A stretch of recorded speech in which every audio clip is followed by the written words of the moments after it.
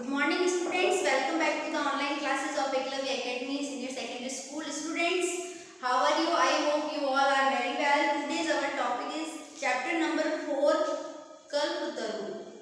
तरु यानी क्या होता है बच्चों? वृक्ष होता है. कल्प तरु एक ऐसा पेड़ है, पवित्र पेड़ है जिसकी बारे में ये कहा जाता है कि वो हमारी मनोकामनाओं को पूर्ण करता है. हमारे मन की जो भी इच्छाएं अभिलाषाएं हैं तो ये एक कल्प तरु वृक्ष यानी कल्प का वृक्ष ऐसा वृक्ष है जो कि हमारी प्रार्थना को स्वीकार करता है, जिसमें देवत्व का निवास होता है, देवता जिसमें निवास करते हैं. ऐसे पेड़ के बारे में जो है ये पाठ है और इसको मैं पढ़ना शुरू कर रही हूँ. ध्यान दीजिएगा. पेज नंबर है अपने 26, पेज नंबर 26.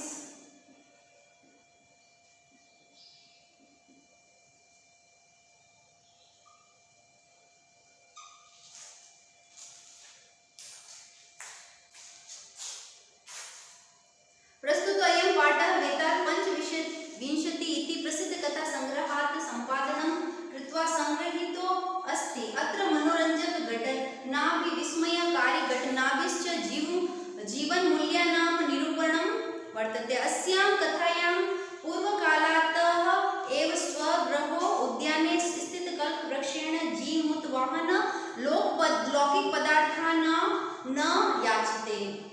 विद्यार्थियों, इस चैप्टर की लैंग्वेज थोड़ी सी टफ है तो कॉन्सेंट्रेट कीजिएगा. प्रस्तुतोऽयं पाठ, यह पाठ बेताल पंचविंशति, एक बेताल पंचविंशति, ठीक है ना, ये एक ग्रंथ का नाम है. इति प्रसिद्ध कथा संग्रह संपादित कृत्वा, उससे संपादित किया हुआ, संग्रहितो अस्मि, उसमें संपादन किया हुआ है और संग्रहित है ये पाठ.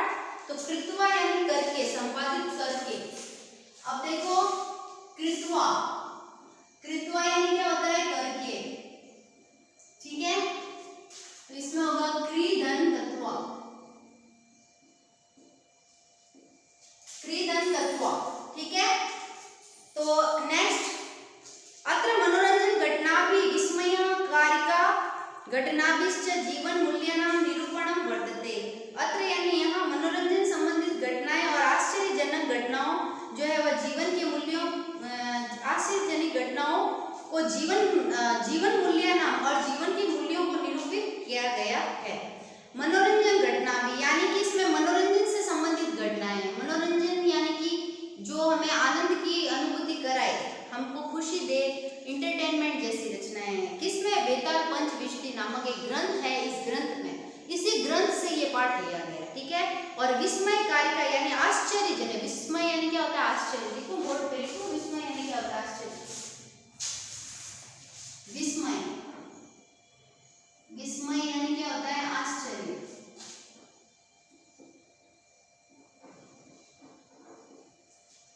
विस्मय यानी क्या होता है? आश्चर्य. जीवन मूल्यानां निरूपणं वर्तते. जीवन मूल्यों का निरूपण किया गया. अस्यां कथायां, इस कथा में पूर्व काल से ही स्वगृह उद्यानम, अपने घर के उद्यान में स्थित कल्प वृक्ष से जीतमूत वाहन यानी एक व्यक्ति का नाम है ये, और लौकिक पदार्थान न याचते. इसमें इस कथा के अंतर्गत बताया है कि पूर्व काल में जो है, पूर्व काल से ही अपने घर में स्थित यानी पहले से ही उसके घर के अंदर एक स्थित क्या था? वृक्ष था. उस पेड़ का नाम क्या है? कल्प वृक्ष. होता है ना बच्चों, कई बार हम देखते हैं कई मंदिर ऐसे होते हैं जहाँ पे पेड़ जो पीपल का वृक्ष या कोई भी वृक्ष होता है. कई घर ऐसे होते हैं जिसमें पहले पूर्व काल से यानी पहले से, बहुत समय पहले से कोई वृक्ष होता है और हम घर की पूरी बिल्डिंग बना देते हैं, परंतु उस वृक्ष को हमने काटते हैं और उसके आगे हम गाड़ी वगैरह का या रखने का कुछ बना देते हैं, या फिर हम इसमें और अधिक पौधे लगा के उसको गार्डन जैसा बना देते हैं. तो यानी उस वृक्ष को हम नहीं काटते हैं, है ना. तो बिल्कुल वैसे ही है ना, स्वगृह उद्याने स्थित कल्प वृक्षेण, अपने घर में स्थित कल्प वृक्ष से जो है जीतमोहन ने लौकिक पदार्थान न याचते, यानी लौकिक पदार्थों को नहीं मांगा. लौकिक यानी कि जो धन और धन से संबंधित जो होते हैं ना पदार्थ, धन से संबंधित होते हैं, या फिर जैसे कोई भगवान से कहते हैं प्रभु मुझे घर, गाड़ी, बंगला, ये लौकिक चीजें, ये नहीं मांगा, ठीक है. और अपितु सांसारिक प्राणिनां दुःखानानि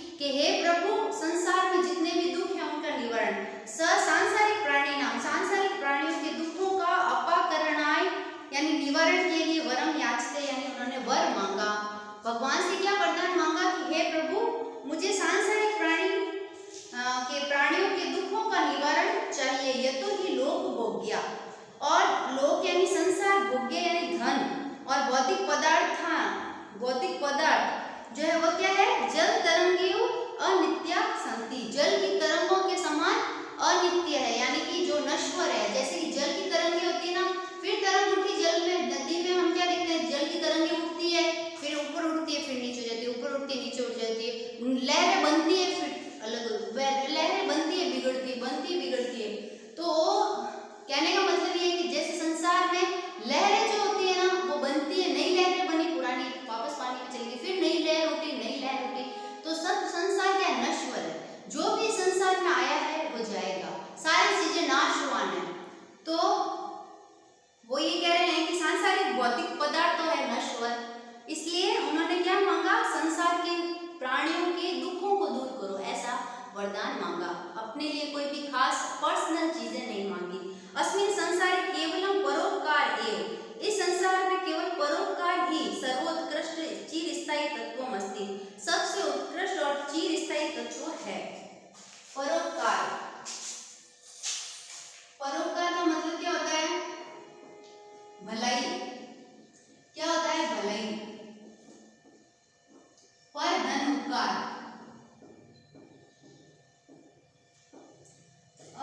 र और अ के बाद में उ का क्या हो गया ओ, परोपकार, तो अ के बाद में ई का उ और उ का ओ, गुण संधि, इसमें कौन सी संधि है स्टूडेंट्स, गुण संधि, इसमें कौन सी संधि स्टूडेंट्स, गुण संधि।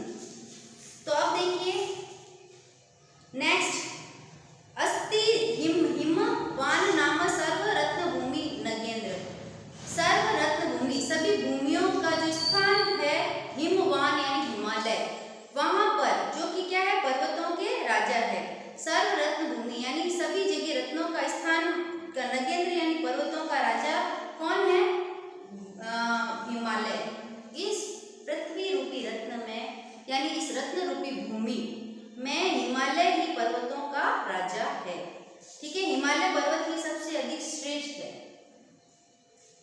हिमालय पर है, यानी सर्व रत्न भूमि, सभी पर्वतों में जो भी रत्न है ना, रत्न रूपी जो पर्वत है ना, उसमें हिमालय सबसे श्रेष्ठ है, ध्यान रखना। हिमवान, हिमवान यानी होता है हिमालय, हिमालय पर, हिमवान यानी क्या होता है, हिमवान, हिमवान यानी क्या होता है, हिमालय,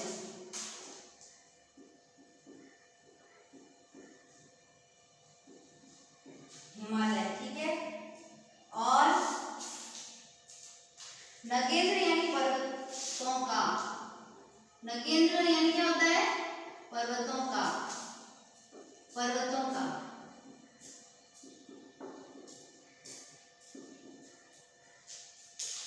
अब देखो, तस्य सानो उपरि विभाति कंचनपुरम नाम नगरम, उसके सानो उपरि यानी शिखर के ऊपर, विभाति यानी सुशोभित होता है, कंचनपुर नामक नगर। अभी आपको 5 मिनट और पढ़ना है, ध्यान दीजिएगा। सानो यानी शिखर पर, सानो यानी क्या होता है, शिखर पर,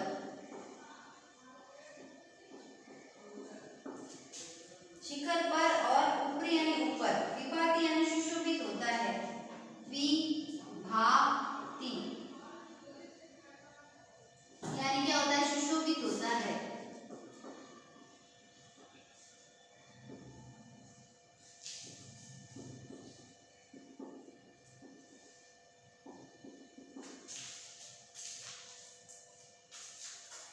सुशोभित होता है। अब देखो, तत्र जामु जिमुद केतु इति श्रीमान विद्याधरपति वसति स्म। अब देखो बच्चों, पहले इसकी ऊपर वाली लाइन को क्लियर कर देती हूँ। तस्य सानो ऊपरी, उनके शिखर के ऊपर कंचनपुर नाम का नगर सुशोभित होता है, हिमालय पर ही जो है कंचनपुर नाम का नगर सुशोभित होता है, एक नगर है उसका नाम नाम क्या है? कंचनपुर। समझ में आ रही है बात? ठीक है। फिर क्या है? तत्र वहां पर जिमुत केतु इति श्रीमान विद्याधरपति वस्ति स्म। वहां पर जिमुत केतु इस नाम के इति यानी इस प्रकार के श्रीमान विद्याधरपति वस्ति स्म, विद्याधर जी रहते हैं। जिमुत केतु इति श्रीमान, जिमुत केतु इस प्रकार के श्रीमान विद्याधरपति वस्ति यानी रहते हैं। तस्य गृह उद्याने, उनके घर के उद्यान में कुल क्रमागतम, कुल का क्रमागतम यानी वंश परंपरा से, कुल क्रमागतम, कुल क्रमागत, कुल क्रमागत का मतलब क्या हुआ? वंश परंपरा से।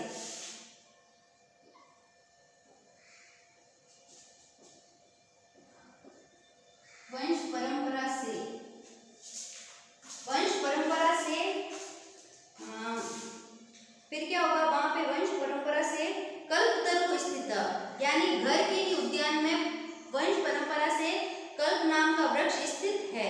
स राजा जिमुत केतु, वहां पर वह जो राजा है जिमुत केतु, तम कल्पतरु आराध्य, उस कल्प वृक्ष की सदैव ही आराधना करके तत्प्रसादात उसकी कृपा से बोधिसत्वांश संभव, बोधिसत्व के अंश से जिमुत वाहन नामक पुत्रम प्राप्नोत, जिमुत वाहन नाम के पुत्र को प्राप्त करते हैं।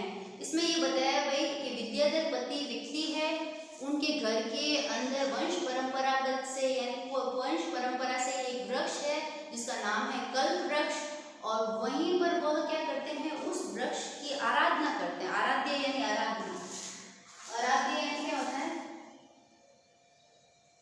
आराधना, आराध्य, आराध्य यानी क्या होता है? आराधना, आराधना,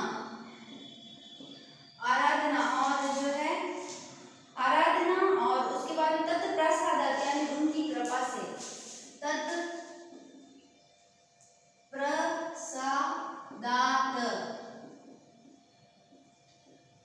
तत्प्रसादात यानी उसकी कृपा से, तत् यानी उसकी कृपा से,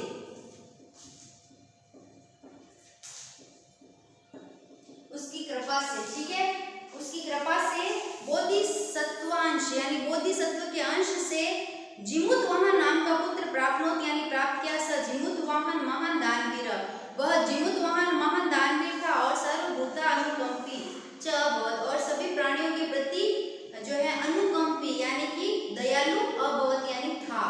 ठीक है। और तस्य गुणे प्रसन्न स्व सचिवेश्च प्रेरित राजा कालेन संप्राप्य प्राप्त यौन तम यौ राज्य अभिषिक्तवान, यानी उनके गुणों से प्रसन्न होकर सचिव यानी अपने ही मंत्रियों द्वारा प्रेरित राजा कालीन संप्राप्य यौवन, कुछ समय बाद जवान हुए, तम यौवन राज्य, और फिर जिमुत वाहन को उस राज्य का राज्य अभिषिक्तवान, यानी कि उनको क्या किया गया?